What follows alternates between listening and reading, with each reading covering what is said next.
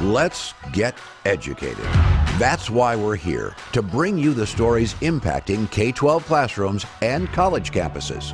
It's time for a little education. Well, welcome one, welcome all to Wednesday. I like alliteration. It's nice. Now, I am Katie Petrick, and I am joined by David Fiorazzo. Yes. And on this here we are again. Wednesday of Worldview, we know that Worldview matters. Okay, it matters, but I was just going for the alliteration. It didn't work. Worldview Wednesday. Fine, just Worldview Wednesday then. Yeah. Well, it matters. Yeah. What happened today? Today's guest, Pastor Dan Fisher with Liberty Pastors, and he's out of Edmond, Oklahoma. He's an author, and he talks a lot about the early history in America and how the church was very influential, including pastors that actually were very influential. We wouldn't have some of the freedoms we have today if pastors had not fought in the Revolutionary War and encouraged men and young men in their congregations to go fight as well. So it's Dan Fisher. You can subscribe by going to worldviewmatters.tv. And since we are somewhat censored and suppressed and shadow banned, we encourage you to please share this on social media. You can go to the Freedom Project Facebook page. I put them on my pages. I try. They're everywhere. Yeah. They're out there. Yeah. You too So share. find and watch them, as you should find and watch them. But hey, you know what else you should do? Watch Educated on the Go by subscribing to the podcast on your favorite platform. Now, to the news at hand. Breaking news. Not breaking at all.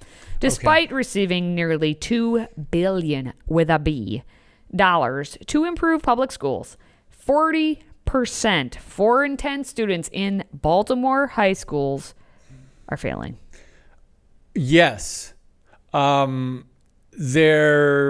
enjoy the fourth highest per pupil spending in the U.S. Baltimore taxpayers get to invest $21,606 per Baltimore public school student in 2023. And there's the headline: 0 students proficient in math at 40% of Baltimore high schools. We've done a lot of stories on Loudoun County, Virginia, and we've done a lot of stories on California and Chicago, Baltimore, but we're going to watch this video and come back and talk about this.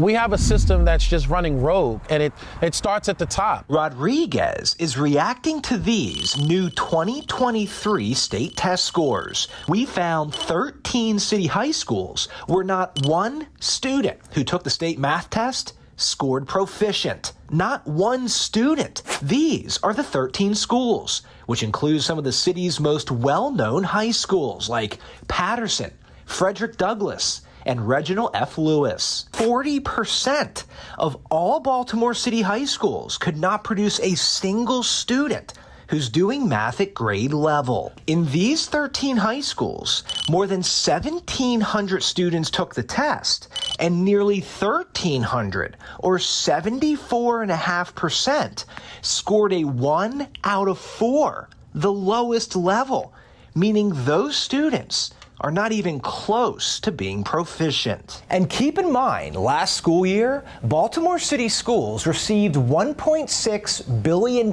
from taxpayers, the most ever. The district also received an additional $799 million from the federal government in COVID relief funding. Yet still, not a single student at 13 city high schools tested proficient in math. So it's not a funding issue. We're getting plenty of funding. I don't think money is the issue. I think accountability is the issue. Wait. Let's stop right there. I don't think money is the issue. Well, the money isn't the issue. They can't count the money, but they don't know the math to be able to count the money. Money's not the issue, but the counting of the money is the issue. Yeah, but the number, I don't want you to miss this. 75% almost scored the lowest possible score. And this is in Baltimore, but around the country, millions and millions of taxpayers' dollars are going to the public schools with very similar results, maybe not as bad as Detroit, Baltimore, but very similar results. So when are we going to learn? We're not, Decade David. after decade after decade. The teachers' unions say, we need more money. Test scores are going down. The decline is almost really steady. And year after year, they're low and they're low and they're awful. Now, in the last couple of years, Katie, what have we seen in some of these stories? Oh, the pandemic. It's the pandemic. It was fault. COVID. They got COVID relief funds. I mean, I don't know how much money they got from that. Hundreds of millions. Hundreds of millions of dollars in COVID relief, right? They put them into education. And here we are. I'm tired of beating this drum, but we've got to continue to talk about this. We've got to go to our representatives at the local and state level and say, the schools do not deserve another penny of taxpayer money because the results, there are no results, positive results from this money going to the educators. Now, it's extra bad when you hear the words out of David's mouth as being tired of beating this drum because he is a drummer. Yeah, and so when the drummer yes. is tired of it, you know it's bad. Yes, and it was hard for me to say that. Yeah. You could have said, I'm tired of strumming this guitar, but you're a drummer. Yep. So now, this came out of Project Baltimore, and we did this exact story a year ago, and I think a year before that as well. Project Baltimore can rinse and repeat this story every single year. This is not a new phenomenon like, oh my gosh, what just happened? I don't understand what's been happening.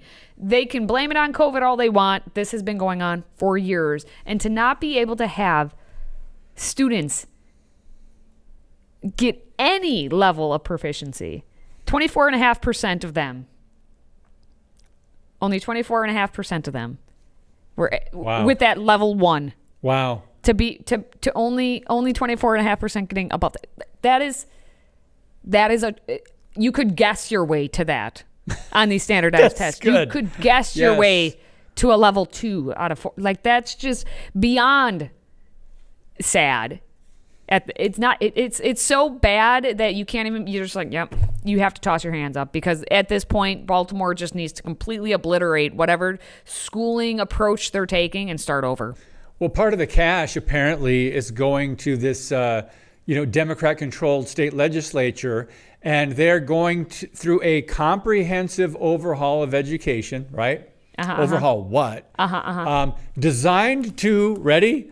Close equity gaps and improve the overall quality of education in the state. But that priority, it's not getting the kids to learn, it's closing those equity gaps. Katie, Yes, we've also heard how many reports coming out of Baltimore where the teacher gets beaten up by the student, and what happens? Nothing. Yeah. Nothing. More money. More money. They've got you don't protect the kids problemas you don't want to protect the kids, you don't want to protect the teachers, but hey, and you don't give me want that to cash. You don't want to teach actual history. And anyway, still to come, writing skills for college students now have become so bad. One professor says he's now forced to write emails for them. That's next.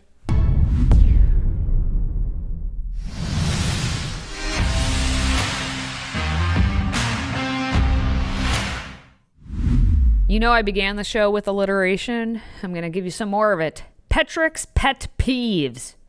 I have a list. We all have a list. Or triple P's. Or triple P's. My list is almost exclusively related to grammar because I am a nerd. But at least I thought you can outgrew write. that. I didn't outgrow anything. I stopped growing a long time ago.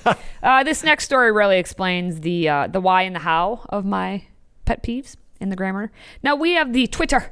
Sorry. We have the X. I'm still going to call it Twitter because it sounds like it's X-rated. It's just weird. We have user @ShakenJack who shared an image of a note from a self-identified professor remarking on the poor quality of his students and the extra steps that he has had to take because of how poor they are in the ability to write anything. Okay, so I guess it's Zoid Wheeler, but @ShakenJack sounds just more fun. So it says, the self-identified professor says, writing at the college level is in a permanent state of crisis. right? That's what it said with the caption. The note then says that as a professor, he used to assign multiple 1 to 2 page essays and reports for his biology classes. Okay, so we're talking about biology professor. Got it. But essays. Essays. Ooh, that includes writing. Yeah, 1 to 2 pages. Ooh, I have since removed those assignments from my courses.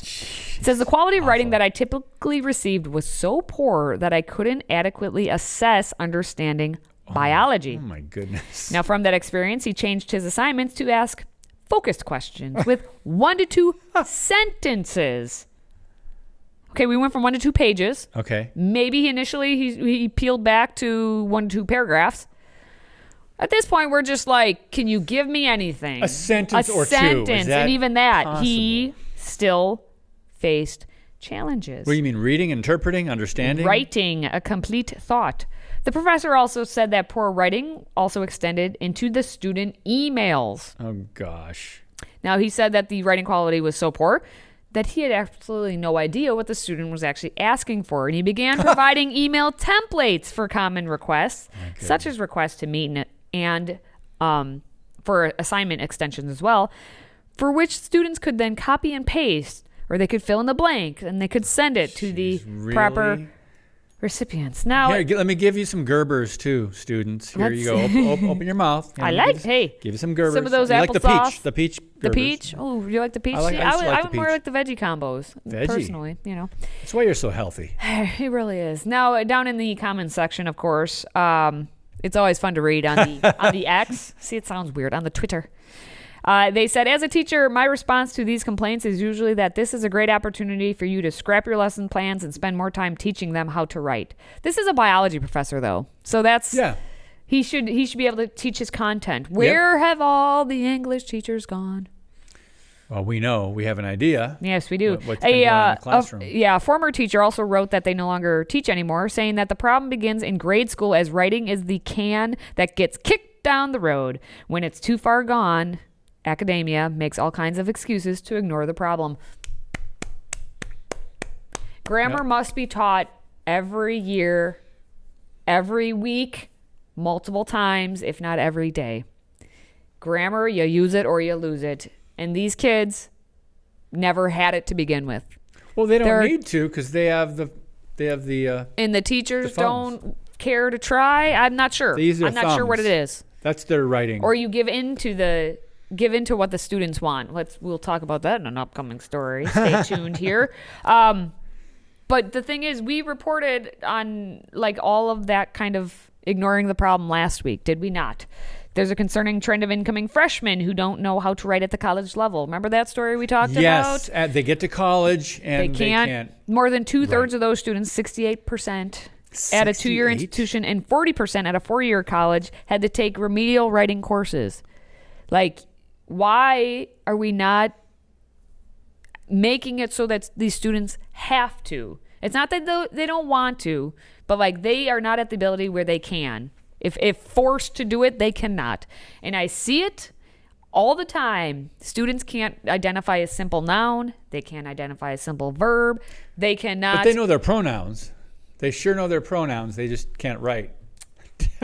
David. Yes. Low blow. I know. It's true, though. Maybe that's the only thing they can identify, which is sad. They can't make an actual statement. They have, subjects, predicates. Oh, we'll just start everything with because, and then not have a complete sentence to back that up. Bring back the adjectives. Oh, yes. The ones that end in ly. A little hint to you if you're trying to find adjectives. Are there any words that end in ly? There's a decent chance. Heavenly. That is a lovely adjective to use to describe. What were you describing? Me? Pumpkin spice season is heavenly. The heavenly pumpkin spice season for David is upon us. My plug-in. That was a full sentence. Episode. Now, anyway, we're going to move on because coming up, more students are asking for better grades than they earned. But I deserve it. And there is a vast majority of educators who admit that they've given in to those demands in a trend now dubbed grade grubbing. Stay with us. Today's show is sponsored by our friends at MyPillow. Save up to 66% on pristine quality bedding, towels, slippers, signature pillows, and much more when you use the code EDUCATED. That's EDUCATED. Educated. Support this show and a great American company.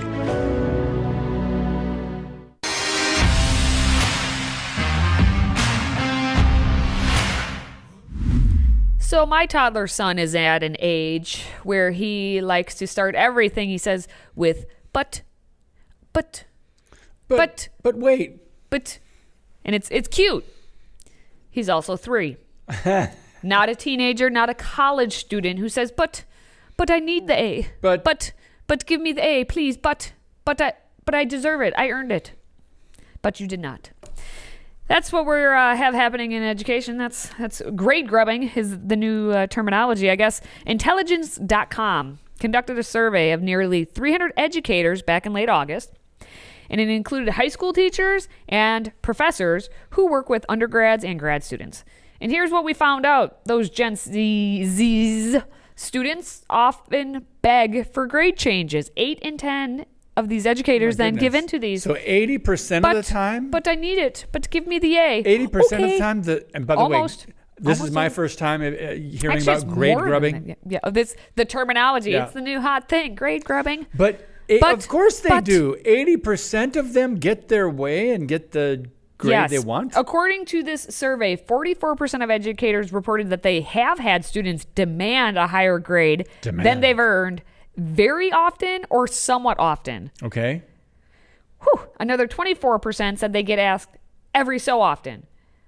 So what you're saying is... Look at that. 68% of teachers are getting asked. Like, they're getting asked.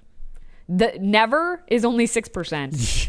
It rarely, maybe 1 in 4. Rarely. But otherwise, they're getting asked. Hey, can you change my grade? Let's see. Asked or demand. It depends on how you define it. But yes. Additionally, 82% of those teachers reported that they have given in to those requests and inflated students' grades. What? With 34% of them saying that they rarely do it. So 1 in 3 are rarely giving into, the grade inflation stuff. 20% say they do it occasionally. 17% they do it sometimes. 11% say that they almost always do it. More than 1 in 10. David, you demand it, I will give it to you. Wow. And you wonder why our students are entitled. Oh my goodness. Feel entitled. That's the word. How very entitled of them. Well, narcissism is one word. Spoiled is another word. Entitled, that applies here. Yeah, apparently 45% of the survey respondents reported that Gen Z students ask for better grades more frequently compared to previous generations. No. What? How do you believe this current generation of students compares to previous generations when it comes to asking for better grades? And here are the results. 45% say ask more frequently. 17% say less frequently. 31% are saying, well, it's about the same across the board. Okay, and they're not even sure. And the 7% they're completely... But the fact that you have that many are saying that it's more. 45% are saying that and why wouldn't these kids ask? If they know most of the time. And my question again is, are they asking or are they demanding? But I deserve this. But my grade's wrong. You need to change it. Well, I've heard that. You need to change it. But it is wrong. You need to change it. Coming from a student's mouth. I'm going to... You're lucky you weren't my student. I'm probably more so in the never. Never to very rarely. I would check, did I make an error? I make errors. I'm human. I would check it, make sure I didn't do something. But why would I change it if you didn't earn the grade? Especially since I would arrange it in such a way where you have every opportunity to get the points, to score the points along the way. That's not tolerant and compassionate if you don't change their grades if they ask. I'm kidding. If they demand. Also... Consequences. Mm-hmm. Talking about the consequences, which of the following consequences, if any, have you faced as a result of giving students lower grades than they wanted? They asked, again, this is to the educators being asked that. 38% said they have been harassed by the students. 33% have been harassed from the parents. I wonder if it's the same, like the student and the parent, 30% get reprimanded by the higher-ups.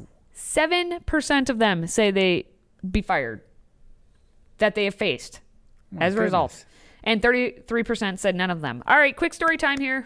Oh, my goodness. By me, quick story time.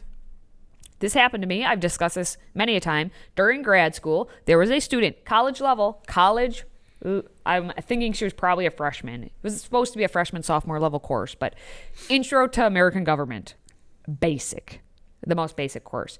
This girl, who was over the age of 18, didn't show up to class. Like, ever.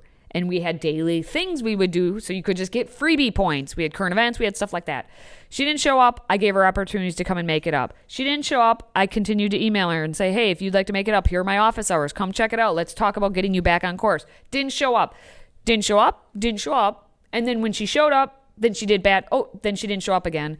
And guess what happened? She got a B+. Oh, I don't know.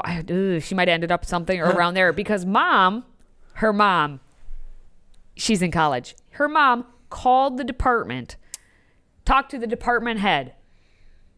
Guess what I was told I needed to do? Change the grade of this girl who would have gotten like a D. I said, I am not changing this grade. You can change it. That's on you. And he changed the grade for this girl. I think up to something like a B. So. Wow. That's where we're at. And this, people, this was a decade ago already. So it was bad. I mean, it's been bad in that whole, education. But this was, 10 years ago. And it's gotten much worse. All right, that's enough of Katie's, story time. Tune in again for more of my story time. But don't go away because we have the most important part of the entire week. The Babylon Bee headlines. Stay tuned. If you have a smartphone, tablet, Roku, or Apple TV, consider downloading the FreedomProject Media app. It's 100% free and includes all of our weekly shows, plus lecture series, archive programs, and award-winning animated videos for families like the Presidential Minute, Battles of America, and Heroes of the West. Don't rely on the social media giants to keep you informed. Simply download the Freedom Project Media app from your app store and allow notifications. And we'll let you know when a new video is ready.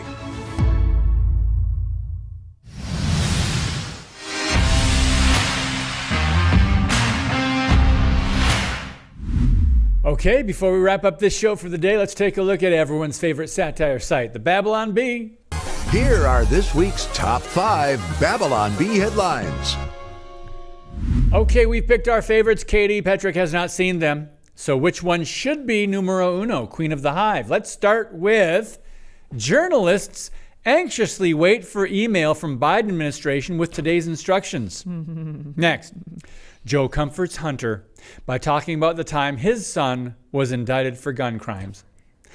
Next, White House says there is no direct evidence that Hunter Biden actually exists.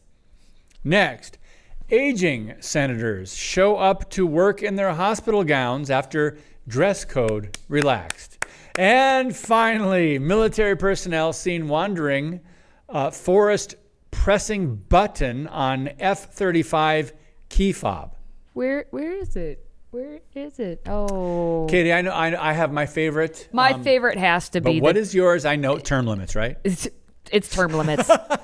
And that ties into my favorite because the dress code, everyone. Come on now. Schumer aging senators show up to work in their relaxed hospital gowns after dress code relaxed.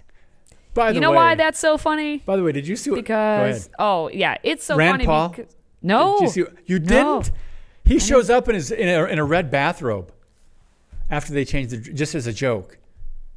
Go How Rand. did I miss that? I love that guy. Maybe because I was trying to not have to deal with any of that nonsense. My nonsense. favorite is often one that is really more truth than satire. Not true. And number one, journalists anxiously await email from the Biden administration with today's instructions.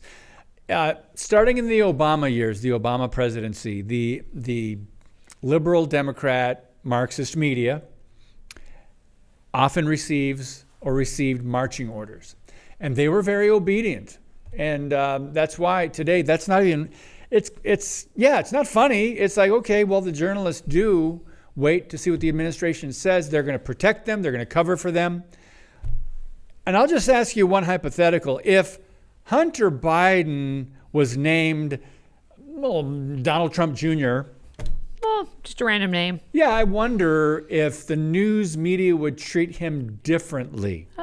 Just a hypothetical. It would probably nenever happen. Yeah. We have a fair and unbiased media. Yeah. And they would definitely be fair and unbiased. Because that's always how it's been. You're filling your shovel with something, always Katie. fair and unbiased. All right, that's going to wrap up our top headlines of the week. More satire next time. All right, well, if you're a fan of this nonsense, please, if you could, like, comment, share, subscribe, and pray for us. Yes, we'd please. very much always appreciate that. Now, if you are a fan of the video platform, Rumble, you could also do a little something by following our new channel at rumble.com/FreedomProject. Now, for David and myself, thank you for watching, thank you for listening, and thank you for supporting this show. Until next time, stay educated.